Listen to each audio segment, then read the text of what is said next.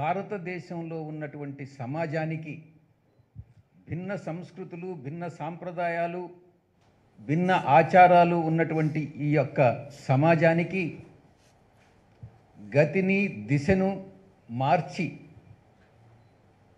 ఏ వర్గాలైతే బడుగు బలహీన వర్గాలు,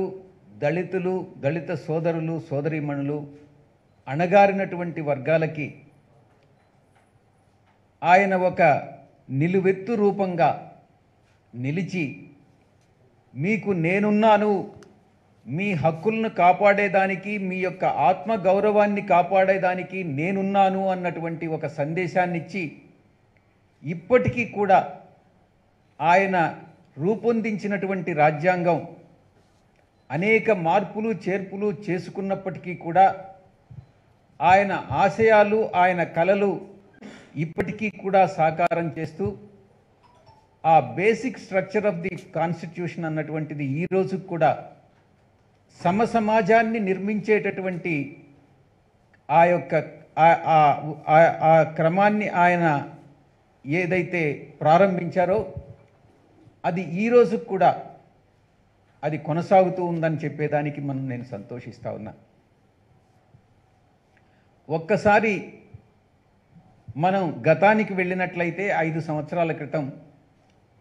వైఎస్ఆర్ కాంగ్రెస్ పార్టీ మన జగన్మోహన్ రెడ్డి గారి, గౌరవ ముఖ్యమంత్రి శ్రీ జగన్మోహన్ రెడ్డి గారి ఆధ్వర్యంలో అధికారంలోకి వచ్చిన తర్వాత వైఎస్ఆర్ కాంగ్రెస్ పార్టీ ఆయన ఏదైతే ఆశయాలతో ఆ రాజ్యాంగాన్ని రూపొందించారో వాటిని తూచా తప్పకుండా అమలు చేయాలి, బడుగు బలహీన వర్గాలకి ఆయన ఆశించినటువంటి విధంగా న్యాయం చేయాలి అన్నటువంటి తపనతో 4 సంవత్సరాల 8 నెలల కాలం సాగించినటువంటి ఈ పరిపాలన మన జగన్మోహన్ రెడ్డి గారు బాబాసాహెబ్ అంబేద్కర్ గారి విగ్రహాన్ని దేశంలోనే మరెక్కడా లేని విధంగా రూపొందించాలి, భావి తరాలకి ఆకాశమంత ఎత్తున్నటువంటి ఆ సంస్కారవంతుడి విగ్రహాన్ని భావి తరాలకు అందించి చిరస్థాయిగా ఈ యొక్క ఆంధ్ర రాష్ట్ర ముఖ్యమంత్రిగా ఆయన కూడా చరిత్ర పుటల్లో నిలిచిపోతారనడంలో సందేహం లేదు. ఒక్కసారి గతంలోకి వెళ్ళినట్టయితే నేను పల్లెటూరులో పుట్టి పెరిగినటువంటి వాడిని. నాకు కూడా తెలుసు పల్లెటూరులో ఆచార సాంప్రదాయాలు, వివక్షత ఎలా ఉన్నాయి అన్నటువంటిది. ఒక 30 సంవత్సరాల క్రితం వెళ్ళినట్లయితే, ఎక్కువ కాలం కూడా అవసరం లేదు, 30-40 సంవత్సరాలు వెనక్కి వెళ్ళినట్లయితే ఈ యొక్క అస్పృశ్యత అన్నటువంటిది, ఎవరైతే బడుగు బలహీన వర్గాలు ఉన్నారో వాళ్ళు ఆ యొక్క పల్లెటూరులో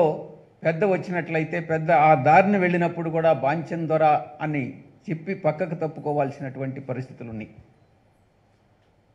ఒకే కప్పులో కాఫీ తాగేటటువంటి పరిస్థితి లేదు. వచ్చి ఎదుటిగా నిలబడేటటువంటి పరిస్థితులు లేవు ఆ రోజుల్లో. కూర్చోవడం వదిలేసేయండి. ఆ స్థాయి నుంచి ఈరోజు ఈ స్థాయి వరకు ఆయన బాబాసాహెబ్ అంబేద్కర్ గారి ఆశయాల మేరకు ఆ రాజ్యాంగం నిర్మించి ఇప్పటి వరకు బడుగు బలహీన వర్గాలని మిగతా వర్గాలకు సమాంతరంగా అభివృద్ధి చెందించడంలో ఆయన చేసినటువంటి కృషి ఎప్పటికీ మరవలేనిదన్నటువంటి విషయాన్ని తెలియజేస్తూ, ఆంధ్ర రాష్ట్ర ప్రజలు ఆకాంక్షల మేరకు వాళ్ళు కోరుకున్నటువంటి విధంగా మన గౌరవ ముఖ్యమంత్రి గారు 19వ తారీఖున ఇంచుమించుగా 400 కోట్లు పైచిలుకు వెచ్చించి ఆ దేశంలోనే అతిపెద్ద విగ్రహాన్ని, న్యాయశిల్పం, సమతా న్యాయ శిల్పాన్ని ఈరోజు 19వ తారీఖు ప్రతిష్ఠ చేసుకోవడం అన్నటువంటిది నిజంగా ప్రతి ఒక్క తెలుగువాడికి, ప్రతి ఒక్క ఆంధ్రుడికి గర్వకారణం అని చెప్పుకుంటూ, ఈ యొక్క కార్యక్రమానికి ఎవరైతే రావాలని ఆసక్తి చూపిస్తున్నారో వాళ్ళు, గతంలో నేను నిన్న 1,00,000 మంది అన్నాను, ఈరోజు 1,50,000 మంది ఆసక్తి కనపరచడం జరిగింది. 19వ తారీఖు జరగబోయేటటువంటి కార్యక్రమానికి 1,50,000 మంది తక్కువ కాకుండా హాజరవుతారు.